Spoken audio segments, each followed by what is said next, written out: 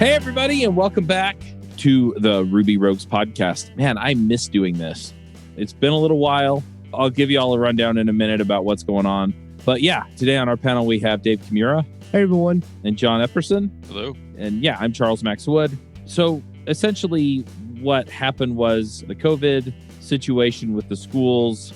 My older two kids go to a school that's like K through 9, and then my younger kids go to the other school that's K through 6 that they've been going to since my oldest started school. And the school that they go to, they decided to go half days.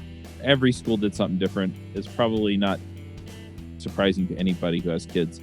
But anyway, so they scheduled the carpool right during this call, and then my wife wound up volunteering to help get lunches out at the other school at the same time. So I haven't been on because I have been in my car. So we finally got around to rescheduling this. I'm going to have to do the same thing with JavaScript Jabber, incidentally.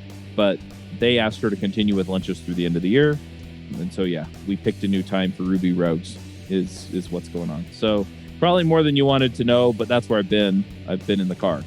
So whether you're working on a personal project or managing enterprise infrastructure, you deserve simple, affordable, and accessible cloud computing solutions that will allow you to take your project to the next level. Simplify your cloud's infrastructure with Linode's Linux virtual machines and develop, deploy, and scale your modern applications faster and easier. Get started on Linode today with $100 in free credits for listeners of Ruby Rogues. You can find the details at linode.com/RubyRogues.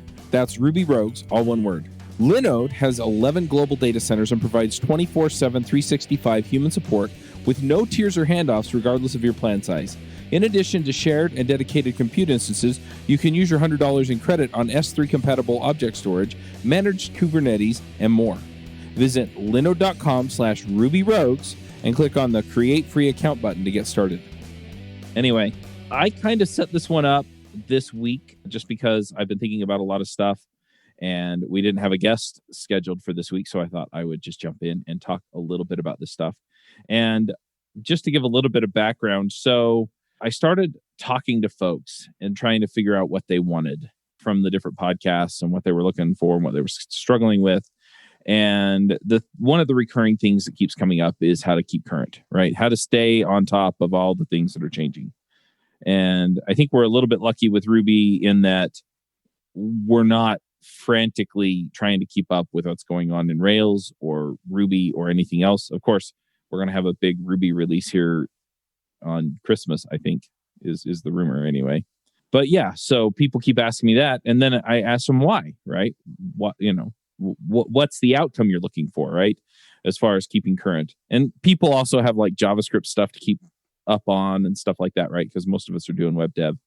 And so it was, well, I want job security or I want to get a better job. Usually it came down to something like that. And so I started looking at, okay, how does that work? How does that come together for people? And a lot of the junior folks also kept asking me, how do I become a senior developer, right? How do I get to that level? And so all these things started playing together in my head. And I realized that over the last several years, either as a contractor or as an employee. In fact, for the last probably 10 plus years, the last couple of full-time jobs I got before I went freelance, most of my freelance clients, and then the job that I recently got to pay the bills, the interviews went something like, we like your content. Do you want to work for us? Right? Even if I applied for them. And so I realized that essentially then what a lot of this boils down to is it's not getting the senior developer title per se, but it's really, are you contributing to your team at kind of a most valuable player level? And so I bought mostvaluable.dev as a domain, and I was looking at putting some stuff together. And somebody asked me, well, what's a most valuable dev? And that's what I want to talk about. So long-winded, sorry, but that's what I want to talk about is what that looks like. And when somebody asked me, I essentially kind of rambled for like 10 minutes that I'm not going to do for you guys. And then I said something about, well, they should be in the top 5% of developers available for whatever company they're working for. And that really helped me narrow it down because it's like, okay, what are the top 5% doing that everybody else is not doing? And so I'm curious as we get started. I have some ideas here, but as we get started, So for those top 5%, right? The kind of the top end developers that you work with, or maybe people tell you that you're a top 5%er, and the things that they look to you for. What is it? What are the top 5% of developers, the ones that are kind of the can't live without experts that are on your teams? What are they doing that everybody else isn't doing? I think the one of the biggest traps that a mid-level developer gets into is that it's the way they've always done it. They never explore outside of what are other options. It's just they've always used Carrier Wave and the Sorcery Gem, and so that's what this brand new application needs to use as well. You know, just for the sake of the developer and familiarity, instead of what's best for the product, what's going to be most maintainable long term. I think a lot of traps that we get into as developers is we think about right now and we don't think about the maintainability far end. And so I think that's one big thing that kind of separates a developer from a higher level, is that a higher level developer is thinking about what's going to be the best tool to solve our issue right now, and one that 3 years from now we're not going to look back on and say, why did we do it this way? It's going to be something where they don't even think about. And those are the good decisions that we make in an application, are the ones that we take for granted, the ones that we don't even think about. And so I think that a lot of issues where you have this professional junior developer or a lifelong junior developer, and I say junior in the sense of they never really step up to the next level. So they could be the lifelong normal title developer or the lifelong senior developer, is that they never stick around long enough to actually see these changes that they and decisions that they are making today, how they play out and affect the future. Yeah, I like that. I like where you're going with that. John, do you have anything to add?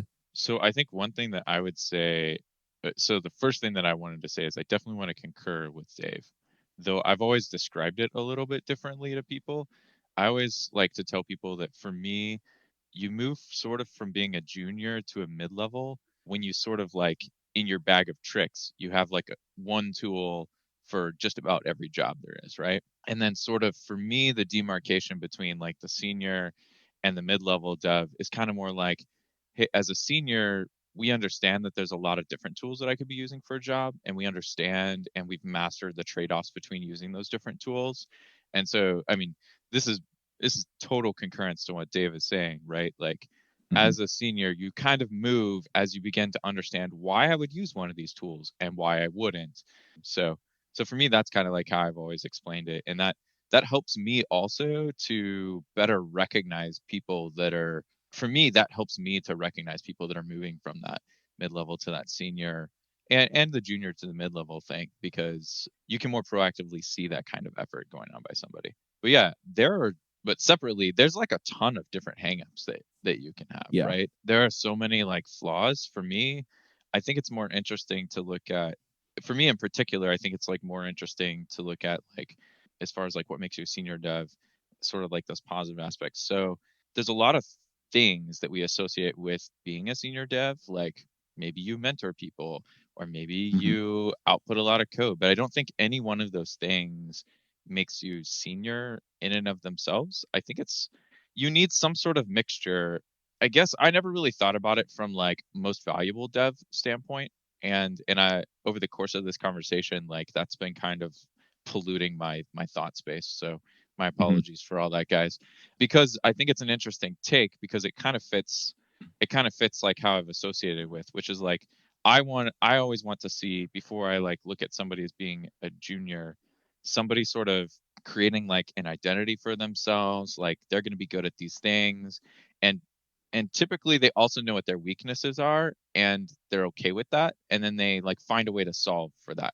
So for example, I'm perfectly capable of doing front end work, but I don't really like front end work, so I just don't. So typically when I go to a place, like one of the first things that I always try to do is find a buddy that kind of likes that stuff, and then I'm like, hey, I'll take some of this back end work from you, right? And you could say, oh, that makes you a back end dev, but I've literally never worked anywhere where we've had that demarcation, you know? So I think one of the things that's really important is learning what your weaknesses are, learning how to cover them up, learning what your strengths are, being willing to put those forward. Like, I feel like creating a package around yourself, an identity for yourself, and learning all of those soft skills. Like, I think the most important aspects of being a senior developer are all the soft skills.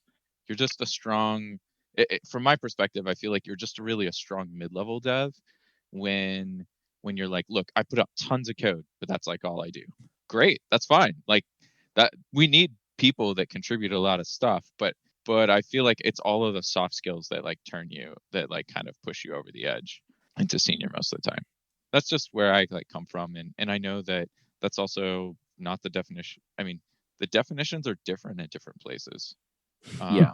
So Well, Yeah. that's why I have a problem with senior dev. And so when people start talking to me about wanting to be a senior dev, I immediately pivot to, top 5% or most valuable dev, because everybody kind of sets that a little differently. Some companies have like different development tiers. I know the place I'm working, they have, levels, so I'm a level whatever dev and things like that. And ultimately I'm trying to kind of consolidate the definition a little bit so that it's, hey, look, this is how you kind of stack out. And where I see it, I'm like, I should have gone first because you guys said 2/3 of what I was going to talk about with this. And the first one is, your technical capabilities. And I think both Dave and John, both of you put out, a really great way of explaining, the kind of the technical level that we expect people to operate at for this, right? Where they understand the technology, they understand the technical choices, they can quickly evaluate different options. If they're not familiar with them, they can make the calls. A lot of times those calls are instinctive, because they have spent the time and put in the work to understand the systems that they're working in, be it Rails or something else. And so I see that definitely. I also agree with John that for the most part anymore, since we're working on teams, that level of expertise needs to be able to be communicated, and it needs to be able to be shared throughout the team. And so if you aren't capable of working in a team anymore, the first part, I don't want to say that it's completely wasted, but it doesn't have the amplifying effect that it does if you are a capable leader or a capable mentor and things like that. So I definitely agree with you guys on both of those counts because, they're critical, right? Yeah. And I think it's also important to note a couple of distinctions that a senior developer is not necessarily the subject matter expert. So Right. they may not know the entire domain. They're just really good at understanding requirements, building out architecture, understanding how their decisions will affect things in the long run. So you could have a junior person come on board and provide so much insight, valuable insight into requirements and direction if they are the subject matter expert in that particular area. And I think that also a thing that will really distinguish a good developer versus a more junior is that it's a quote from Martin Fowler. Any fool can write code that a computer can understand. Good programmers write code that humans can understand. Right. So if the code that you're writing is just all tangled and just kind of pushed together to just get that code to work, but it's not maintainable, then it's not really good code because humans are going to have to come back and understand it to maintain it. Yep, absolutely. I want to throw out the third thing. So there are three things for me that make kind of this most valuable dev or top 5% dev, and that's involvement in the community. And I know that not everybody wants to write open source code or write blog posts or do a podcast or do videos or things like that. But I mean, even just showing up to conferences and having conversations with people and, just being out there is a huge step that a lot of people don't take, right? Be it at local conferences or, more I guess not local conferences, so the big conferences. But they're the ones that are getting out there and speaking. They're the ones that are getting out there and putting content out. And the reason that I have a focus on this at all is because people do talk about that level of job security, being able to level up, being able to go get the job that they want and things like that. And that's ultimately the outcome I want is I want to lead people to the place where they are in a position that they want to be in, working for a company or themselves, but whoever they want to work for, they're working for, and they are contributing at a level they want to contribute to.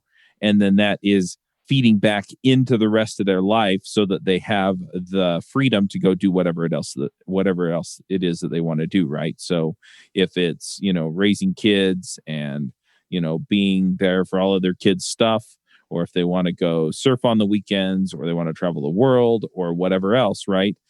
I want people to be able to kind of find their dream job, but their dream job that supports and sustains the lifestyle they want. And I find that it makes it a whole lot easier to be able to do that if you've got some form of content out there. And so that's kind of the final piece that I'm putting to this. Yeah, I've seen a lot of developers who are by no means senior, even still, just push out so much content. They're putting out blog articles. They are getting on podcasts or other places, just really getting their name out there. And it's surprising how much just that social engineering aspect of it can really raise the bar where people view you at. Just that name recognition. So these developers, they're putting out some good stuff, because I think one of the best ways to grow as a developer is to get feedback. I know when I was doing development completely solo where no one was viewing my work, I made a lot of compromises. And because no one was looking at my code, then there was no one to criticize it or to help guide me. And I think that was one of the biggest mistakes that I made early on, was to not seek counsel, to not have a mentor, to not have others even at the same level, because iron will sharpen iron. And as you are working with someone else, they're going to have a different set of eyes, a different insight, and that's going to be really important to your own development growth. So I actually want to take this on a slight tangent too, because I think, so we're talking about content here being like one way, right? That you sort of connect with people, get your name out there, things like this.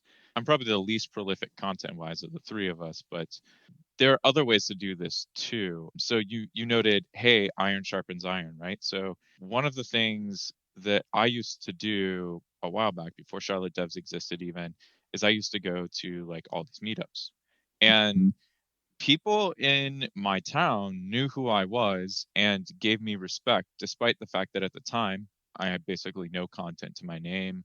I wasn't, there wasn't the Charlotte Devs organization. I had literally nothing behind my name, but I was going to these meetups all the time, and I talked to people, and people heard me say things, and over time that built up respect too. So I literally just showed up to stuff, right? And that also garnered respect as well. Obviously, as time wore on, started Charlotte Devs, which is an organization. That's another tech I think that you can take too, right? Is create a space for people. But yeah, I mean, literally, it can just be as simple as just chatting with people.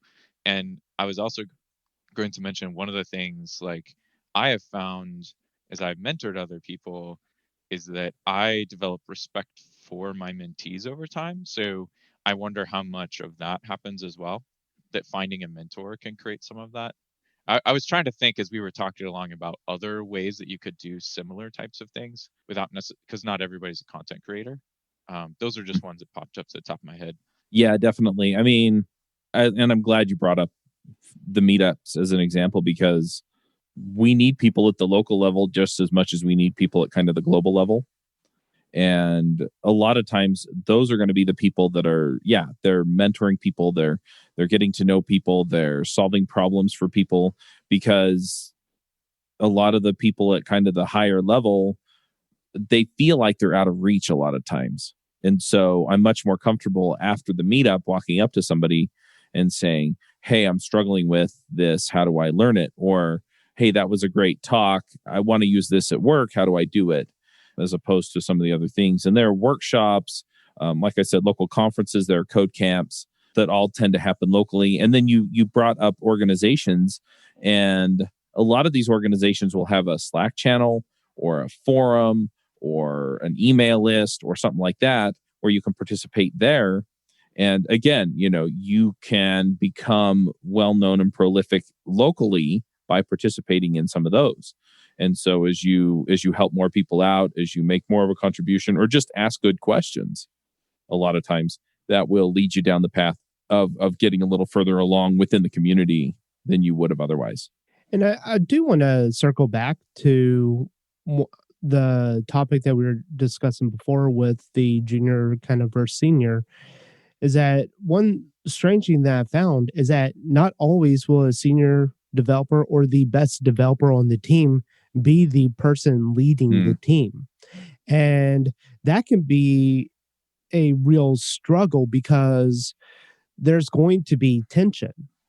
If you don't have the best person for the job leading the team, and sometimes that's actually a good thing. If the better developer is not a good leader, then they're going to just kind of take that software into the garbage. But when you do have someone who just happens to be the team lead, but then you hire on that team of people where there are better people suited for the job, then you're going to have some issues in the dynamics of that team. And more specifically, between the senior developer and that team lead, you're going to have a lot of issues in those dynamics. And I hate playing any kind of corporate politics. I think it's just a waste of time. I think it's horrible and it just should never happen. But unfortunately, that's kind of what you have to do in a corporate world.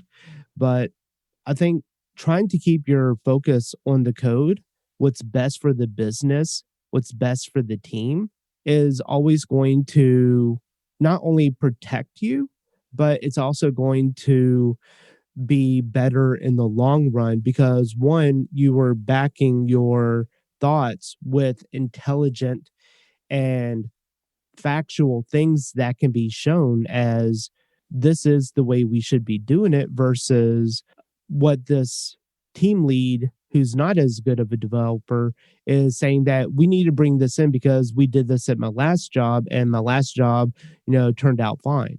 Well, you're kind of not at your last job anymore, are you? Like working on the same app. Yeah. Yeah. So, that's just kind of one thought that I have around there. And it's a difficult situation. And I think as we start working with other people, we are going to experience these difficult situations either sooner or later. And I think one suggestion or advice is don't be so easily offended by a difference of opinion. Having a difference of opinion, you can use it even if you are completely in the right. You can use it to grow because there could be a chance that you're hearing a different perspective, and there's always some good things to be taken out of a different perspective. Yeah, absolutely. Go ahead, John. I was just gonna say, I think it's also probably an opportunity for you to level up those communication skills as you're trying to navigate, right? Especially when egos are involved. It's difficult and it really sucks to work through. But yeah, communication skills matter. You can say literally the same thing. You can have two people saying basically the exact same thing, and how they say it, will make a difference. One person will piss off somebody and the other person will not, So I know that I have had plenty of cases where I'm like trying to deal with somebody that's stubborn, maybe it would be a good way to put it, right? Or just not really, like you said, not everybody on your team 100% of the time is always thinking about the business. Sometimes they're like, well, this will make me look good, or whatever it is, or they just like a thing, they love a technology or whatever. Lots of personal reasons why somebody might not be thinking to go to the business. And if you're able to make the argument, that'll often help you to win the argument, which might be important. But if you also think about, hey, do I care about this person, the relationship with this person? For example, maybe it can be a selfish thing of, do I really want this person to be pissed off at me next week, right? You know, maybe that'll evolve your conversation such that you might decide not to make them angry, or you might, talk about the stuff in a better way. And that's opportunity for you to work on those soft skills that and I do believe that people that are kind of better at navigating those scenarios over time, like, they tend to garner respect as a senior developer. I think that is one of the markers of that.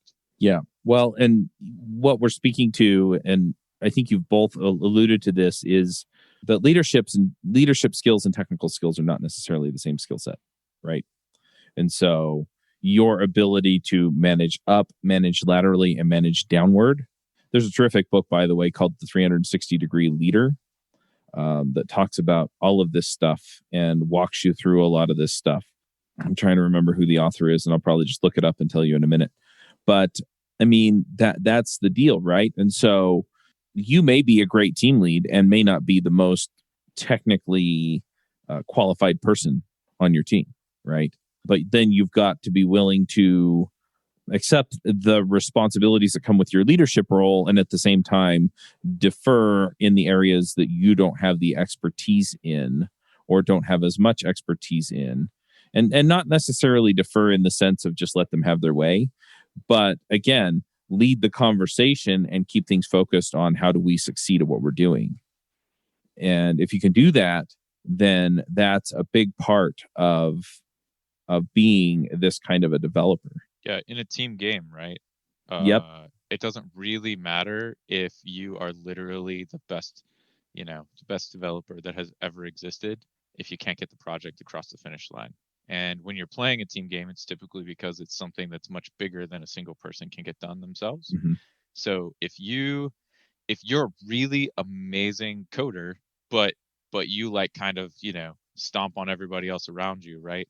Like, that's going to get in the way of your team. So one of the things that, like, is really important in a team game is, are you sort of enabling the people around you as well as yourself? Yeah, just to make a sports analogy, there are two things that I want to point out. One is that in most sports, they count assists as much as they count scores, right? So I'm a big soccer fan. Whoever passed the ball into the middle of the mess, they get a stat, and then the person who puts it in the back of the net also gets a stat.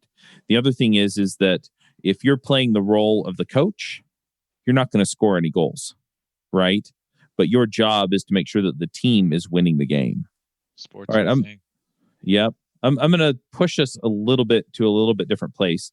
And this is kind of the thrust of the focus that I'm going to be pushing all of the shows at devchat.tv toward, as well as I'm working on a course, and I have kind of a soft announcement at the end of this episode. But I want to talk about how we get there, right? Because it's one thing to we've kind of set this definition out there, right?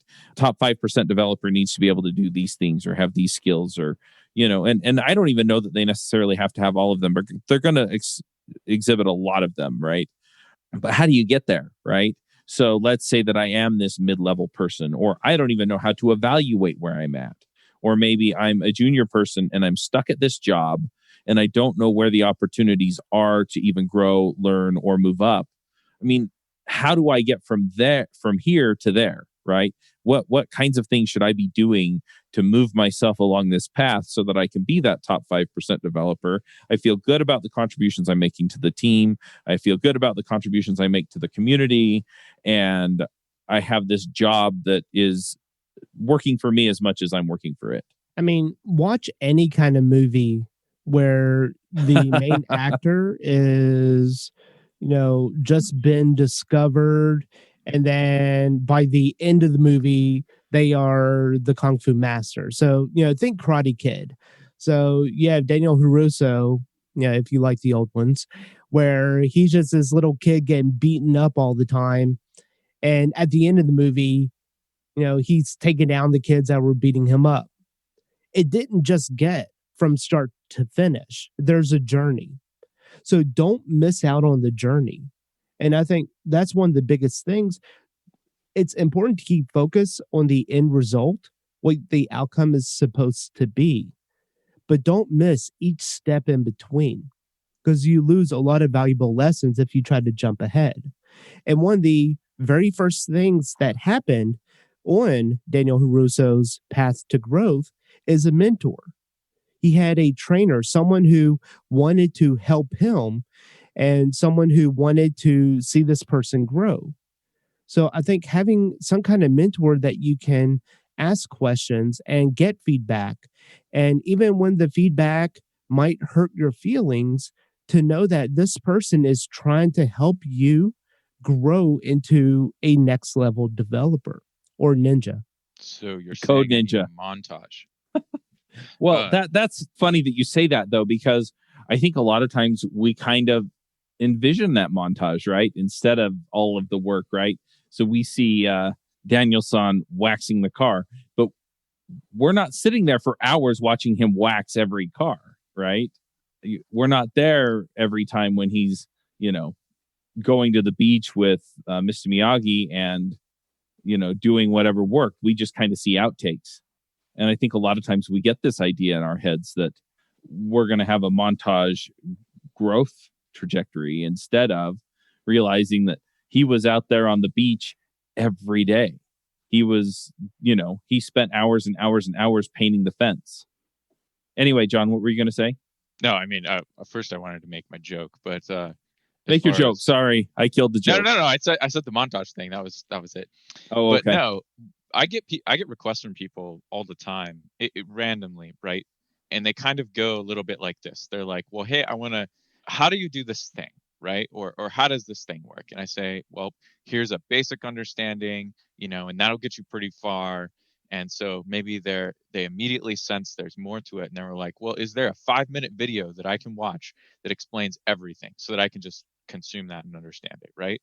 And then I'm like, no, it doesn't. Like, you often get like an incomplete understanding, and that is the thing that you work with for a while, right? And then you sort of grow this better understanding over time. I think I don't know if it's caused by something, but I definitely feel like a lot of people just want to come in, watch a quick video, read a blog article, whatever it is, and then they're immediately a master of the thing. And you can get pretty far with a lot of these blog articles, right? You can get a lot of knowledge, things like that. But I think that people are definitely asking to get way more out of these things than you can get that way. You just have to practice. Like, I think that's really Dave's point here. Like, literally practice. Yeah. And one of the, to kind of go alongside that is, if you do have someone that's helping you out, a mentor and stuff, a mentor is not there for you to just go and ask questions all the time. One of the best ways, and this is just for me personally, others are like this, but not everyone, is I do really well just banging my head against the keyboard, to just struggle to try to figure something out.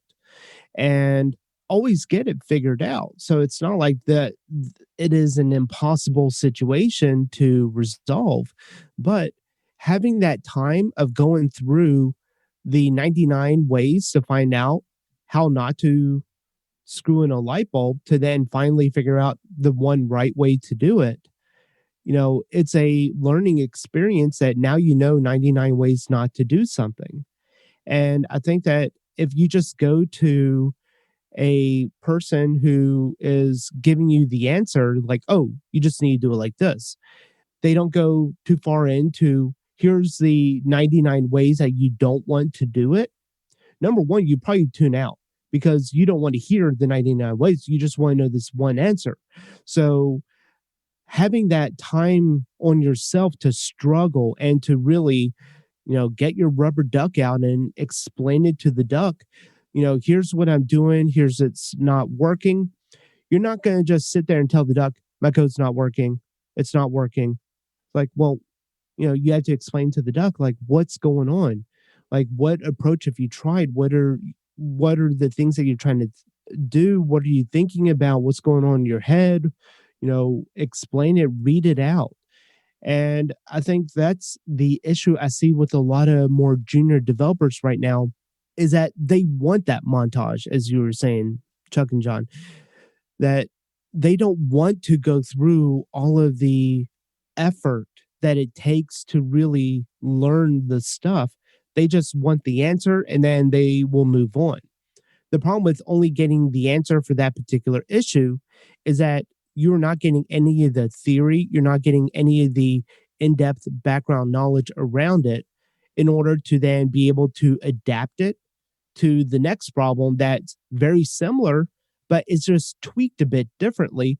Because then you're just going to be going back to that mentor or to that person you're asking questions to and asking them the question again. And to that person, they're going to hear the exact same question. It's like, well, we just talked about this last week. You're asking me the same thing. It's just a little bit different. Just make the necessary adjustments. And you're going to start wearing out that mentor to where they don't want to help you anymore because you're not helping yourself. So that's it. That's what I had to say. Yep. Do you wish you were better known in the programming community? Want to make a difference by speaking at conferences, writing books, or contributing to open source? Let me help. I'm starting a program to help developers move up in their careers using proven techniques and by starting a podcast in order to advance. Right now, I'm only scheduling calls to see where you're at, where you want to go, and how we can get you there. There's no sales pitch involved. You can schedule the call at devchat.tv/nextlevel. Well, and it's interesting too, because I'm going through this right now with a project at work. And essentially what we're doing is the rest of the company has this set of React components that are styled in a particular way that, they've built these other websites with, and they want us to start using them and incorporate them into our Rails app. Well, they're not really in a convenient format for us to use because they're not in an NPM package. They're not really in a gem or anything else. And so we've been building this gem to make it easier for people to use these React components. And then to actually, we created a form builder so that you can just kind of Railsway it and not really care that you're React under the hood. But I mean, we've had this big long learning curve with Webpacker, right? And it's like, oh, that didn't work. We're getting this error. And then we kind of move on to, okay, now we're getting this other error. And so by the time we're done, we're sitting here going, okay, we have a much better understanding of how the React Rails gem works. We have a much better idea of how Webpacker works. And we have a much better idea of how to include these pieces of things into our Rails engine and how the Rails engines work. And so, if somebody had just given us the answer, I mean, we could have copied it all, but we wouldn't have picked up this knowledge that surrounds all this stuff so that we can make the right call later. Yeah. And that all becomes part of your big blob of knowledge that you have, that's different from person to person. And it's super cool. I don't know. I definitely, I have experienced this kind of frustration before as well with mentees. And I've also, I don't know, I'll skip that. But I actually feel I actually have like sort of a different problem with mentees in general. So, and maybe it's just the kind of mentees that I've run across, but I've also experienced the kind of situation where the mentees sort of they're trying so hard to not ask you questions, right? That they literally never come back for help. And so they're off on these wild goose chases for long periods of time, and you sort of so the rhythm becomes different. Instead of them constantly asking me questions, I find myself with this type of mentee chasing after them and being like, "Hey, what's up?" And they're like, "Oh, hey, I had this problem, so I went here." And then instead of off down some deep rabbit hole, and you're like, "Well, hey, you could have bailed out up here or something like that." But I often find that like time boxing works for that kind. I mean, different people have different sort of like personal things that they do and habits, and you kind of have to deal with different people differently in my experience. But for that kind of mentee, right, I often find that like you time box, you're just like, hey, if you spend 2, 3, 4 days, I mean, I usually don't let them go past 1 or 2, but if you're spending multiple days on something, you should bail, go talk to somebody at that point. There's different kinds of problems, I guess, is what I'm trying to get at, and you find different solutions to help with those different Mentee problems. Yeah, absolutely. I agree. I think that we do find that trap where someone's afraid to ask questions, whether because if they ask a question, then that means that they are not as good as what they thought they were. Imposter syndrome sits in and whatever.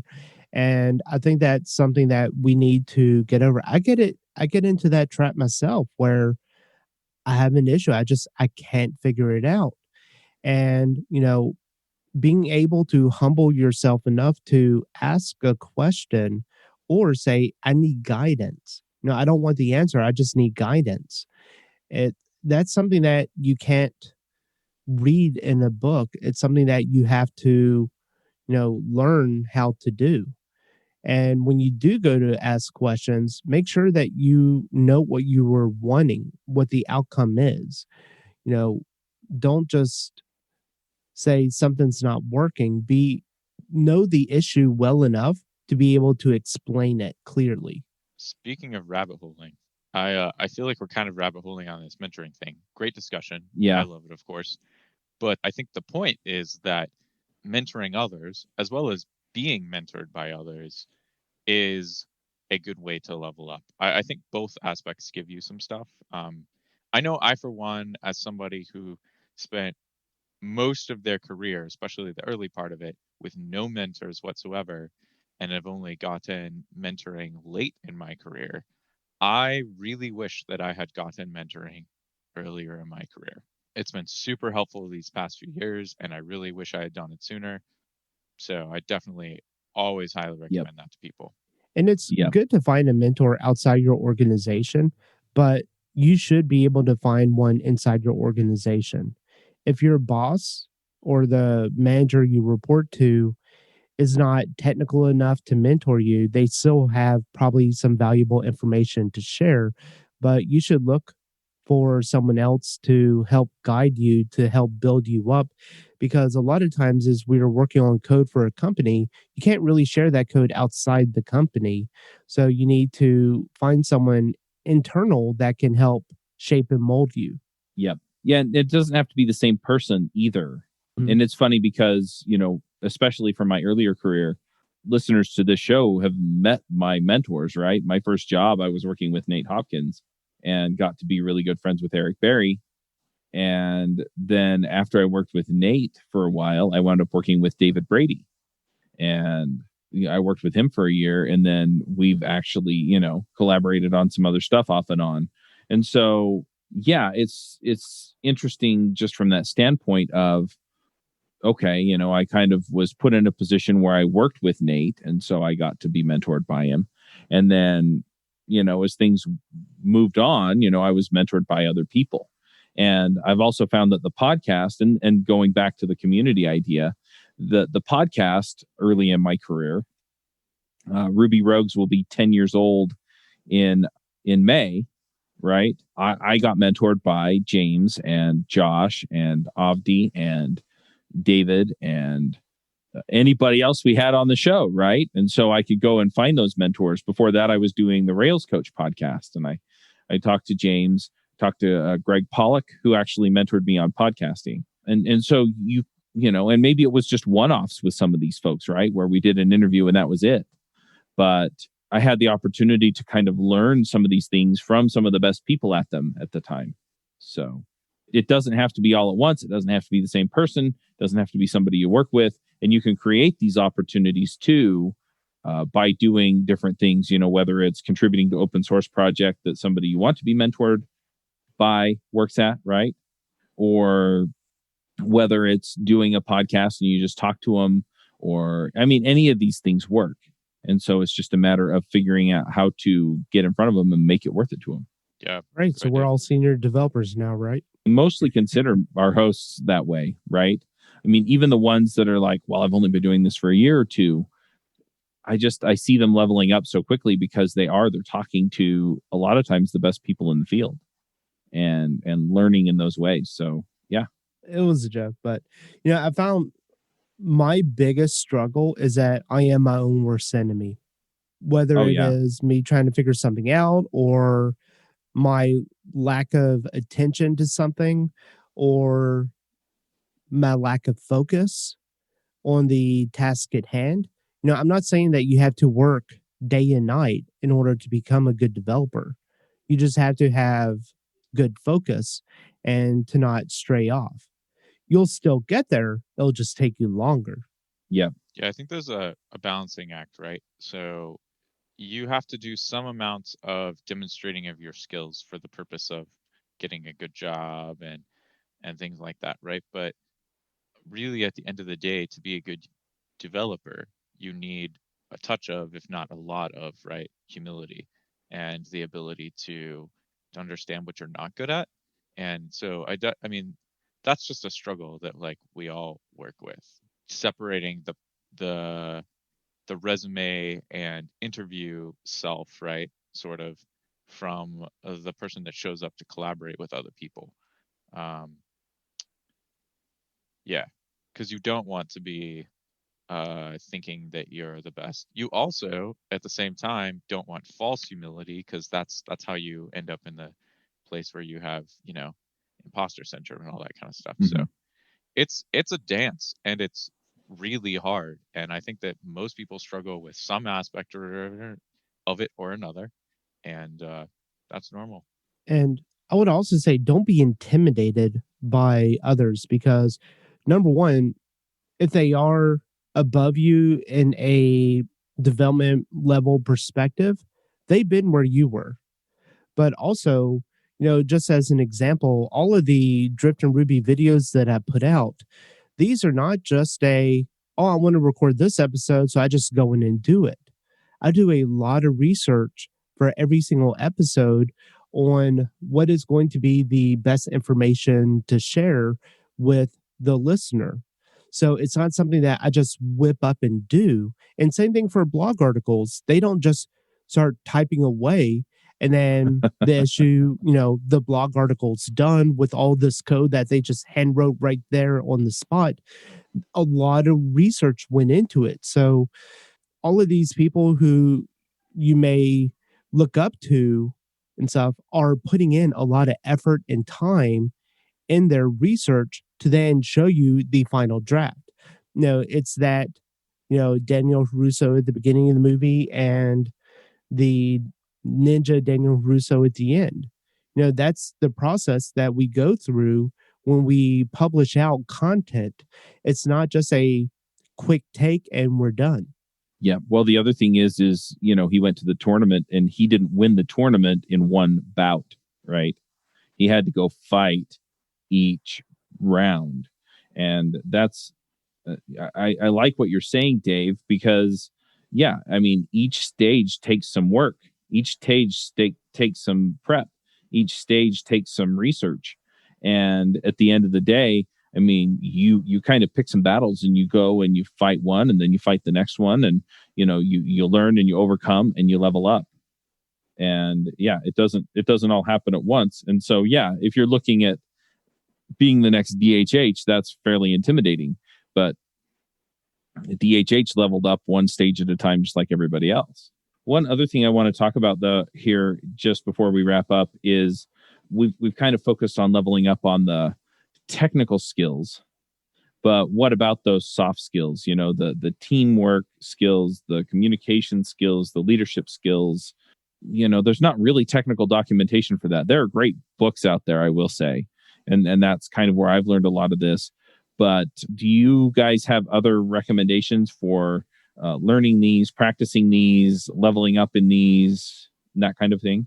I would say first get your resume up to date. Work on your resume because you can learn a lot about the soft skills in communication by updating your resume. And specifically, I'm talking about being able to clearly communicate and concisely communicate, because your resume is going to be the epitome of clear and concise communication. When I was hiring, I was reviewing a lot of resumes. Some resumes would be 3 pages long, and I got one that was over 10 pages long. And oh, wow. That right there, my very first impression of this resume was this person has a real problem with clear and concise communication. So what you'll find is as you go to review and edit your resume is that it's not a one time you sit down and then you're done. You read through it. You missed a semicolon, you missed a period, you missed whatever. You need to reword this. It's not clear. You give it to someone else to review. And after several weeks, then you have something that is clear and concise. And that's how you should really tackle a lot of these soft skill things when you're asking questions, when you're giving an answer, is are you conveying the point that needs to be conveyed clearly and concisely? Because then people will listen. If it's easy to listen to you, then people will listen. Mhm. If you make it to where people's heads are spinning, they might be listening to you, but they're not hearing you. It's going in one ear and out the other, and they're just tuning out, thinking about what they're going to do after that meeting or whatever. Speaking Yep, of absolutely. resumes, I actually ran across a sweet article on Stack Overflow blog. It was Thanksgiving weekend, I think, that I'll add to the show notes. I was gonna, after you said it, I was like, I'm totally recommending that thing.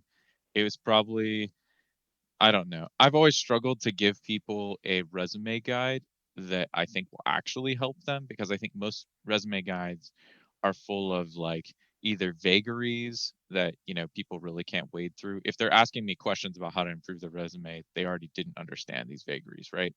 Or it's like stuff that doesn't really apply to developers in particular, things like that. And this particular one is geared towards developers. It gives a lot of really useful tips to both seniors and juniors. It was just really, really well done, and I literally have never seen an actual applicable guide. So I'll definitely recommend that. But yeah, resume point. Nice one. Did you have any more, Dave, before I No, go for it, man. So I was thinking, one of the things that I personally found helpful for me was and I do this for a lot of things in life, right? I'm like, I want to improve this aspect of my life. I go find somebody that I think does a good job at it, and probably stalk them a little bit too much. Not really, but like I literally think about what it is that makes them work, and I try and mimic a lot of that stuff, and just incorporate it into myself. And I'm sure a lot of people do this kind of thing, but I definitely consciously do that.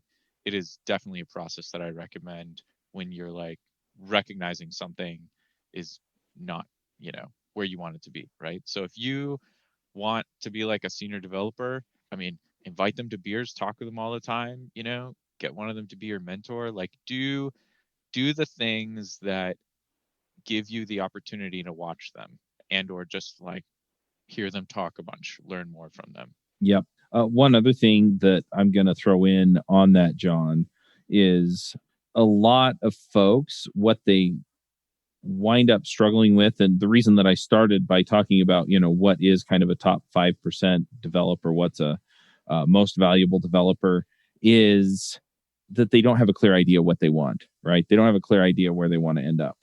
And so what winds up happening is they start just thinking, okay, well, I just want a better position than I have now. And the reality is that, in a few years, yeah, what do you want to be? Where do you want to be? Do you want to be a CTO of a startup? Do you want to be working for a really big company? Do you want to be contributing and speaking at conferences? I mean, sit down and just kind of figure that out, right? Do you want to be a team lead? Do you want to be kind of a level up from a team lead, a mid-level manager? Maybe you figure out that your passion is for project management, but you want to write some code. I mean, all of this stuff kind of plays, right? And so by knowing that, then you can pick your mentors, right? Then you can turn around and say, okay, that person, that developer is doing what I want to do, right? So if you want to make videos like what Dave does, right? Get to know Dave, right? And then go copy him and, figure out what he's doing and figure out how he does it and talk to him and email him and, get to know him and things like that, right? That's where that magic is going to happen. Prepare your inbox. But Dude, I'm I just was saying. just thinking, I'm about to have my fourth child. I don't have time. I have no time anymore. Right. Yeah. But, I am always on Slack and stuff to help people out. Yeah, but the Sorry. thing is as far as Slack goes or things like that, I mean, ultimately, I could reach out to you and say, okay, I want to do kind of the Drifting Ruby. Or if somebody reached out to me, right? Hey, I want to do a podcast. And I can give you enough advice to get you rolling for a few weeks, right? And so I may not hold your hand for the whole process, but I can say, look, you need this, you need this, you need this. And then maybe you come back and you're like, okay, you said I need album artwork, but I don't have a lot of budget for that. So how do I do that? And then maybe I tell you to go use Fiverr, right? Use Fiverr. Here's what I tell people when I want artwork done on Fiverr, right? And I can kind of hand you something that takes me about 2 minutes to look up. And that's kind of the situation, right? And so it doesn't have to be this long drawn out thing. Or maybe I do let you know, hey, look, I'm trying to launch these other things. I'm in the middle of this stuff. I'll answer anything that I can answer in less than a couple of minutes, but don't be offended if I tell you, hey, that's a 10-minute answer and I don't have it, right? Or an hour-long answer and I don't have it. And so then you can set expectations or things like that. Also, the other thing I've seen with a lot of folks is don't be shocked if they don't get back to you because they are busy, right? So yeah, don't fix it because there's somebody else too that might be able to help you if that person is busy or something. Yep. So yeah, that's definitely something. But pick your mentor for where they can get you, right? So okay, I want to be here in 3 years, so the next logical step is either this thing or that thing. Okay, I can find somebody that I can associate with that can help me with that, and be deliberate about it. Yeah, I definitely, that's a really good point because I tend to just operate from the assumption that people have goals, right? But yeah, you do have to find your goal first. Then all the rest of this stuff can follow. Yep. So yeah, I think we've been going for about an hour. Is there anything else you guys wanted to put in? I mean, I have tons more stuff that I'm pulling together for this, but I don't think we have time to cover it here. No, I do have a book that I plan to recommend too, which was useful for me, right? So I've totally recommended it on the show before. I'll recommend it again, but Never Split the Difference, Negotiating Like Your Life Depends Upon It. There's tons of awesome books out there, right? That can help you like level up like various aspects. But for me, like one of the things that I struggled with is, yes, I've never really struggled with like the ability to win an argument, right? Which I don't think is an uncommon struggle. The issue is I wanted to win an argument, or I didn't necessarily want to win an argument. What I wanted to do was I wanted to come to the right answer, and I didn't want to piss off my coworkers, right, or mess with our relationships, right? And so a lot of that is about, well, how do I negotiate, right? Because that's really what you're doing a lot of the times is we're negotiating what trade-offs we think are the most important. So for me, that was a particular thing that I needed to learn, and this book happened to hit the spot or whatever. But there's tons of other books out there. If you can figure out what aspect it is that you're struggling with, right, you can address it. I'm sure there's a book for that thing, basically, is my point. Yep, I agree. I really like Audible as well. You'll find links to Audible on devchat.tv. That's an affiliate link, so I get a kickback if you use it. But audiobooks, especially when I'm like going for a run or something, it's such a great way to go. Hey, folks, if you love this podcast and would like to support the show, or if you wish you could listen without the sponsorship messages, then you're in luck. We're setting up new premium podcast feeds where you can get all of the episodes released after Christmas 2020 without the ads. Signing up will help us pay for editing and production, and you can go sign up at devchat.tv/premium. All right, well, let's go ahead and do some picks. John, do you want to start us with picks? Yeah, so I mean, you do already know my first two. So Never Split the Difference, like I said, I'll put the Amazon link just because you don't have to buy it from Amazon. But yeah, like I said, it's a good book. It helps with like negotiating type tactics, which comes up way more in life than you really think it does, right?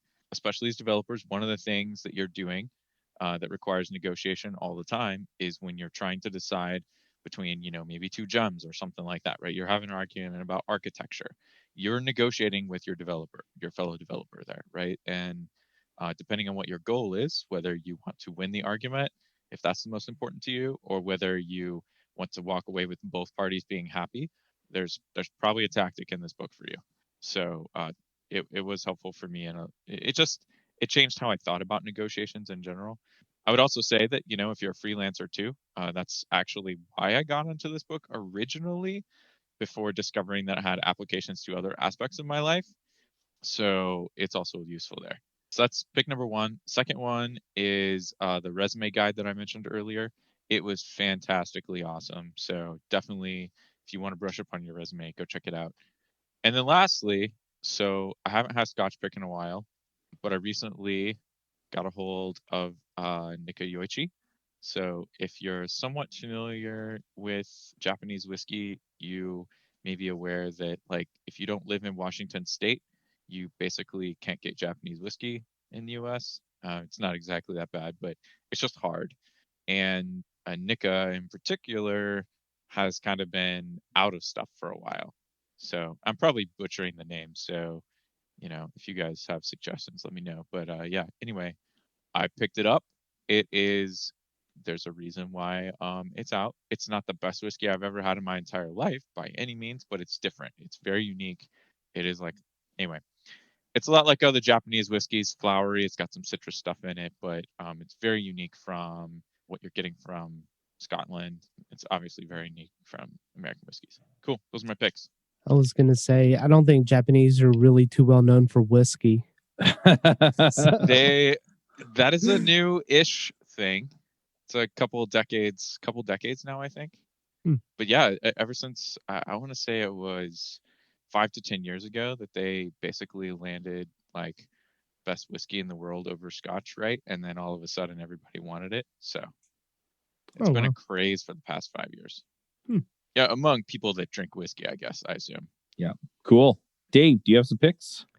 Yeah, sure. So in the spirit of working with others, mentoring, and all that good stuff, my first pick is going to be the Ruby on Rails Slack channel. It is a group of over 14,000 developers, so Ruby developers, and it's one of the most friendly Ruby communities that I've seen. So unlike going to Reddit for Ruby stuff, which I think Reddit will just crap all over you. So, I really don't care for Reddit, but whatever. But this community is very well mannered. And if you have issues, everyone there is always really wanting to help and help guide you along. So I'll put a link to that. And the second pick is something that I recently discovered at Home Depot, and it is track lighting.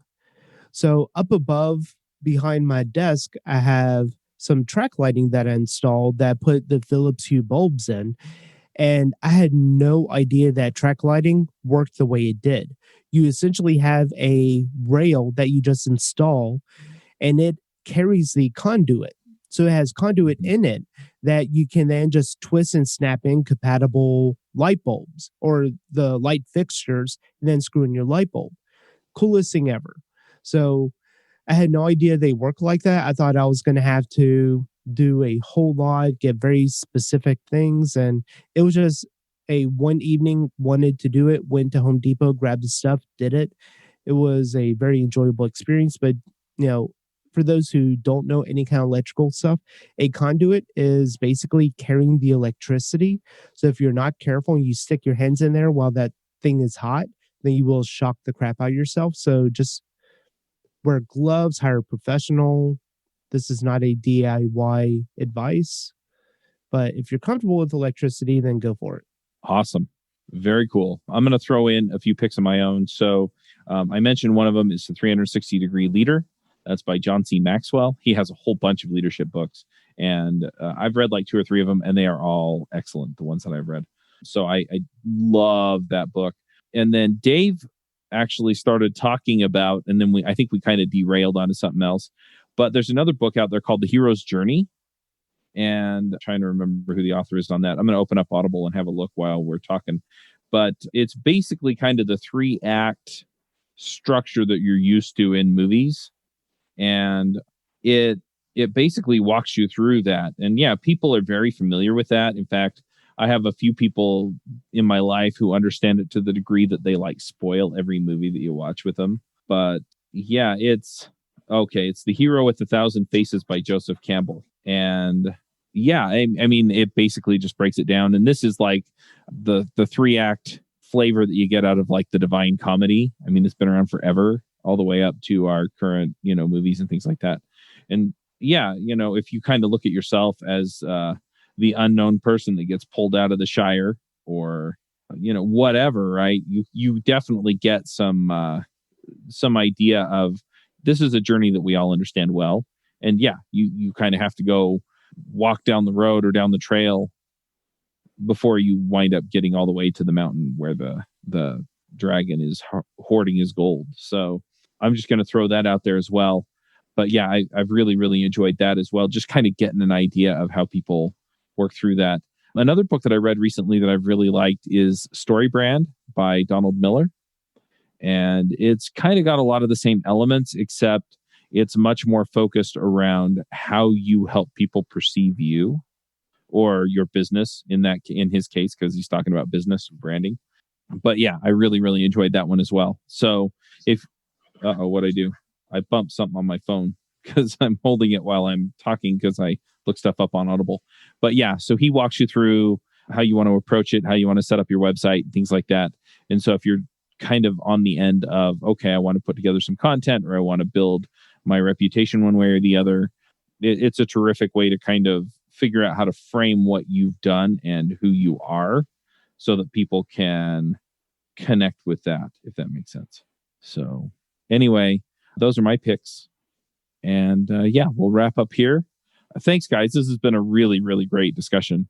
Hey, didn't you say you had a sneak peek or something? Yes, I did. So I am working on, and I have a few weeks to put this together, but I plan on releasing around Christmas. I'm releasing, so to back up, I did a podcast growth summit. And by did, I mean next week it's going live. Incidentally, it starts on my birthday, so go figure. But yeah, I wound up talking to a guy named Jamie Atkinson, and he does a bunch of podcast coaching and stuff like that. And he introduced me to the idea of a pop-up podcast. And so essentially what it is you go to the webpage, you put in your email address, and I will send you a private link to a podcast that's exclusive to people who put in their email addresses. And it's going to be a 5-part series. The episodes are probably going to be 45 minutes to an hour. And I'm just going to talk through the different pieces of being a top 5% developer and what you could do to make that journey. So if you're kind of stuck, you're not happy with your job for whatever reason, you don't feel like you're growing, you're not sure how to get to the end of the road that you want to be on, if you're just kind of lost as far as what to do in your career next, or maybe you feel like you've gotten to the top of your career, right? So you are that senior developer that people kind of already go to at your job, and you're looking at, okay, well, how do I go from here to the level of people that are speaking at RailsConf or RubyConf, who are presenting on a regular basis on the internet, maybe doing a podcast? That's what this is going to be. So if you're at the senior level, some of this stuff is going to be stuff you're probably already doing. But I really do intend to hit the content piece of it rather hard and talk about how to kind of get from the 5% to the 1% in the last episode. So if you're looking for that kind of content, yeah, it's going to be free at least through the end of the year, through the end of 2020. And it'll come out. I think I'm just going to set it up so that you can go sign up, and it'll come out on Christmas. So you'll get it on Christmas. You'll get the episodes. And yeah, that's what I'm putting together. So that's the sneak peek. I guess the other sneak peek is I'm also working on a podcast called The DevRev, where I talk about this for 10 to 15 minutes every day or 5 days a week, and just hit one aspect, and it's not like this, oh, here's the idea of what you can do. No, it's going to be, hey, go do this. It's going to be an actionable call to action, that's something that you can do relatively quickly to get you a little bit further down that road.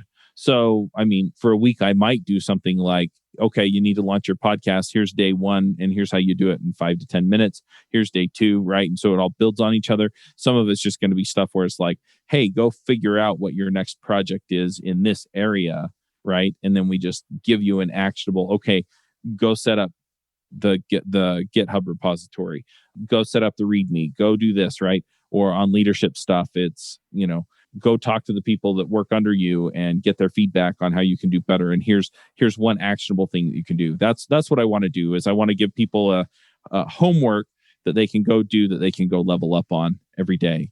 And I fully expect a lot of this stuff to be cumulative, in the sense that as you do a lot of this stuff, not all of it's going to relate to each other, but eventually it'll all play into leading you into that place where you're getting to be that top 5% developer. So there you go. 2 sneak previews. Cool. And then, of course, there's going to be courses and stuff on the other end of it. But for right now, I just want to get that out there, because so many people are struggling with this. And for heaven's sake, let's get you there. So yeah, that's it. That's what I'm working on. All right. Well, let's go ahead and wrap this up. And yeah, thanks again, guys, for all of your input, because yeah, it helped clarify some stuff for me too. Yeah, max out, everybody. Bandwidth for this segment is provided by CacheFly, the world's fastest CDN. Deliver your content fast with CacheFly. Visit CacheFly.com to learn more.